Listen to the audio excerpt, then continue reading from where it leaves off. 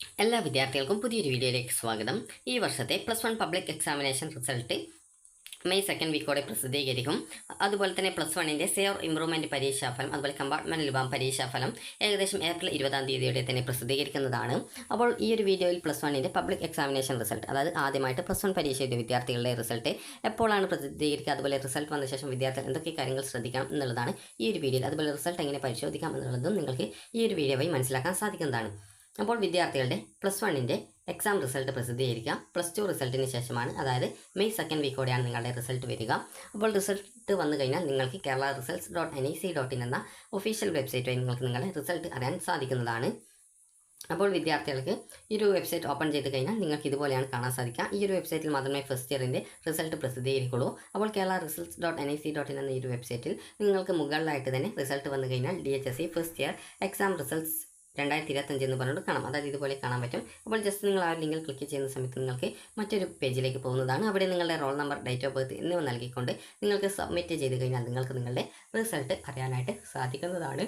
അപ്പോൾ ഇവിടെ നിങ്ങൾക്ക് കാണാൻ പറ്റും റോൾ നമ്പർ, അതുപോലെ തന്നെ ഡേറ്റ് ഓഫ് ബർത്ത് നൽകാനുള്ള കോളം കാണാം. ജസ്റ്റ് അവിടെ ആ ഒരു ഡീറ്റെയിൽസും കാര്യങ്ങളൊക്കെ എൻ്റർ ചെയ്ത് നൽകുമ്പോൾ സബ്മിറ്റിൽ ക്ലിക്ക് ചെയ്ത് കഴിഞ്ഞാൽ നിങ്ങൾക്ക് നിങ്ങളുടെ റിസൾട്ട് അറിയാൻ സാധിക്കും.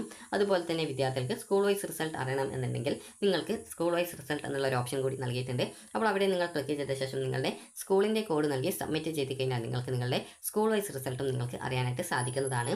അപ്പോൾ സ്കൂൾ വൈസ് റിസൾട്ട് എന്ന് പറയുമ്പോൾ നിങ്ങളുടെ സ്കൂളിലെ വിവിധ കോമ്പിനേഷൻ, അത് കോഴ്സ് കോമ്പിനേഷനുകളിൽ ഈ ഒരു പരീക്ഷ എഴുതിയ വിദ്യാർത്ഥികളുടെ എല്ലാവരുടെയും റിസൾട്ട് നിങ്ങൾക്ക് അറിയാൻ പറ്റും.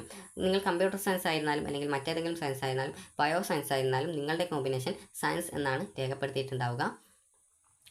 അതുപോലെ തന്നെ നിങ്ങളുടെ ഓരോ സബ്ജക്റ്റിൻ്റെയും മാർക്ക് ഡീറ്റെയിൽസ് നിങ്ങൾക്ക് കൃത്യമായിട്ട് അറിയാൻ സാധിക്കും. അതുപോലെ തന്നെ പ്രത്യേകം ശ്രദ്ധിക്കണം, സ്കൂൾ വൈസ് റിസൾട്ട് ആകുമ്പോൾ അതിൽ നിങ്ങളുടെ CE മാർക്ക് ഉൾപ്പെടെയുള്ള മാർക്കാണ് ഓരോ സബ്ജക്റ്റിനും കൊടുത്തിട്ടുണ്ടാവുക.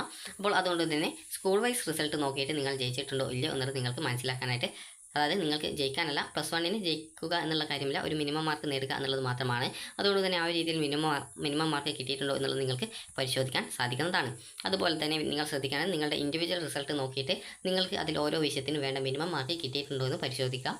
മിനിമം മാർക്ക് നിങ്ങൾക്ക് കിട്ടിയിട്ടില്ല എങ്കിൽ നിങ്ങൾ ശ്രദ്ധിക്കേണ്ട കാര്യം എന്ന് പറയുന്നത്, നിങ്ങൾക്ക് ഒന്നുകിൽ നിങ്ങൾ പ്രതീക്ഷിച്ച മാർക്ക് കിട്ടിയിട്ടില്ല എങ്കിൽ റീവാലുവേഷൻ അപേക്ഷിക്കാം.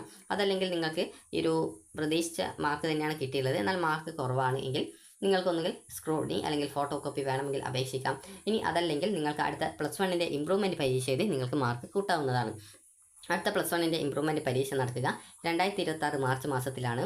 അപ്പോൾ അതുകൊണ്ട് തന്നെ വിദ്യാർത്ഥികൾ ശ്രദ്ധിക്കേണ്ട കാര്യം എന്ന് പറയുന്നത്, നിങ്ങൾക്ക് ഈ ഒരു പ്രതീക്ഷിച്ച മാർക്ക് കിട്ടിയിട്ടില്ലെങ്കിൽ നിങ്ങൾ +2 നന്നായിട്ട് പഠിക്കുക, അതിൽ കൂടുതൽ മാർക്ക് വാങ്ങിക്കുക. കാരണം +1 ഇംപ്രൂവ്മെൻറ്റ് പരീക്ഷ നടക്കുക 2026 മാർച്ചിലെ +1 പരീക്ഷയോടൊപ്പമാണ്. അതായത് ആ ഒരു സമയത്ത് നിങ്ങൾക്ക് +2 പരീക്ഷ നടക്കും, അതോടൊപ്പം തന്നെ ഇംപ്രൂവ്മെൻറ്റ് എത്തുന്നുണ്ടെങ്കിൽ ഇംപ്രൂവ്മെൻറ്റിന് കൂടി നിങ്ങൾ പഠിക്കണം. അപ്പോൾ അതുകൊണ്ട് തന്നെ നിങ്ങൾ ശ്രദ്ധിക്കേണ്ടത് കുറച്ച് നന്നായിട്ട് ഈ ഒരു +1ൽ മാർക്ക് കുറവുണ്ടെങ്കിൽ +2ന് നന്നായിട്ട് പഠിക്കുക. കാരണം +2ന് നല്ലൊരു മാർക്ക് വാങ്ങിക്കുകയാണെങ്കിൽ നിങ്ങൾക്ക് ജയിക്കാനായിട്ട് സാധിക്കുന്നതാണ്. ഇനി എത്ര മാർക്കാണ് ജയിക്കാൻ വേണ്ടത് എന്നുള്ള കാര്യം നമുക്ക് നോക്കാം. അപ്പോൾ വിദ്യാർത്ഥികൾക്ക് ജയിക്കാനായിട്ട് വേണ്ട മാർക്ക് എന്ന് പറയുന്നത്, അതായത് ഈ ഒരു 60 മാർക്കിൻ്റെ സബ്ജക്റ്റ് ആണെങ്കിൽ അതിൽ നിങ്ങൾക്ക് ഈ ഒരു 18 മാർക്കാണ് ജയിക്കാനായിട്ട് വേണ്ടത്, അതായത് 18 മാർക്കാണ് ജയിക്കാനായിട്ട് വേണ്ടത്. അതുപോലെ തന്നെ 80 മാർക്കിൻ്റെ സബ്ജക്റ്റ് ആണെങ്കിൽ അതിൽ നിങ്ങൾക്ക് 24 മാർക്കാണ് ജയിക്കാനായിട്ട് വേണ്ടത്.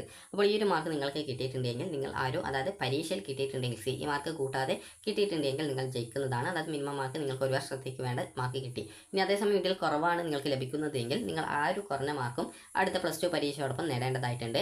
അതല്ലെങ്കിൽ നിങ്ങൾക്കൊന്നുകിൽ +1ൻ്റെ ഇംപ്രൂവ്മെൻറ്റ് പരീക്ഷ 2026 മാർച്ച് മാസത്തിലെ +1 പരീക്ഷയോടൊപ്പം എഴുതിയിട്ട് അതിൽ നിങ്ങൾക്ക് കൂടുതൽ മാർക്ക് വാങ്ങിക്കാം. അപ്പോൾ നിങ്ങൾ ശ്രദ്ധിക്കേണ്ടത്, ഈ ഒരു മാർക്കും നിങ്ങൾക്ക് കിട്ടിയിട്ടില്ലെങ്കിൽ, അതായത് ഇതിൻ്റെ ഇരട്ടി മാർക്ക് ലഭിച്ച വിദ്യാർത്ഥികളാണെങ്കിൽ +2ന് എത്ര മാർക്ക് കിട്ടിക്കഴിഞ്ഞാലും ജയിക്കും. അതേസമയം വിദ്യാർത്ഥികൾ ശ്രദ്ധിക്കേണ്ടത്, നിങ്ങൾക്ക് ഈ ഒരു മാർക്കും കിട്ടിയിട്ടില്ല എങ്കിൽ നിങ്ങൾ ശ്രദ്ധിക്കേണ്ടത് +2 നന്നായിട്ട് പഠിക്കുക, അതുപോലെ തന്നെ അതിന് കൂടുതൽ മാർക്ക് വാങ്ങിക്കാൻ ശ്രദ്ധിക്കുക. അതുപോലെ തന്നെ +1 ഇംപ്രൂവ്മെൻറ്റ് പരീക്ഷ എഴുതാൻ പറ്റുമെങ്കിൽ അതുകൂടി എഴുതാനായിട്ട് ശ്രദ്ധിക്കുക. അപ്പോൾ വിദ്യാർത്ഥികൾക്ക് ഈ ഒരു വീഡിയോ ഉപകാരപ്രദമായിട്ടുണ്ടെന്ന് കരുതുന്നു. അപ്പോൾ SSLC പരീക്ഷയുടെ റിസൾട്ട് ഏകദേശം മെയ് 1st വീക്കോടെ വരും. അതിനുശേഷമാണ് +2 റിസൾട്ട് വരിക. അതിനുശേഷം മാത്രമേ +1ൻ്റെ ഈ ഒരു പബ്ലിക് എക്സാമിനേഷൻ റിസൾട്ട് വരുള്ളൂ. അപ്പോൾ എല്ലാ റിസൾട്ടിനും മുമ്പായിട്ട് തന്നെ +1ൻ്റെ സെയർ ഇംപ്രൂവ്മെൻറ്റ് പരീക്ഷാഫലം വരും. അപ്പോൾ നിങ്ങൾ ശ്രദ്ധിക്കേണ്ട കാര്യം എന്ന് പറയുന്നത്, മാർക്ക് കുറവാണെങ്കിൽ ടെൻഷൻ ഒന്നും പഠിക്കേണ്ട, +2ന് നന്നായിട്ട് പഠിക്കുക. അതുപോലെ തന്നെ +1 ഇംപ്രൂവ്മെൻറ്റ് കൂടി എഴുതുക. അങ്ങനെയെങ്കിൽ നിങ്ങൾക്ക് ഒരു നല്ലൊരു മാർക്ക് തന്നെ കിട്ടും. അപ്പോൾ +1ന് മാർക്ക് കുറവാണ് എന്ന് കരുതി +2 പഠിക്കാതിരിക്കരുത്. +2 നന്നായിട്ട് പഠിക്കുകയാണെങ്കിൽ നിങ്ങൾക്കൊരു മികച്ചൊരു മാർക്ക് തന്നെ കിട്ടുന്നതായിരിക്കും. അപ്പോൾ നിങ്ങൾക്ക് ഈ ഒരു വീഡിയോ ഉപകാരപ്രദമായിട്ടുണ്ടെങ്കിൽ ലൈക്ക് ചെയ്യുക, ഷെയർ ചെയ്യുക. Thank you for watching.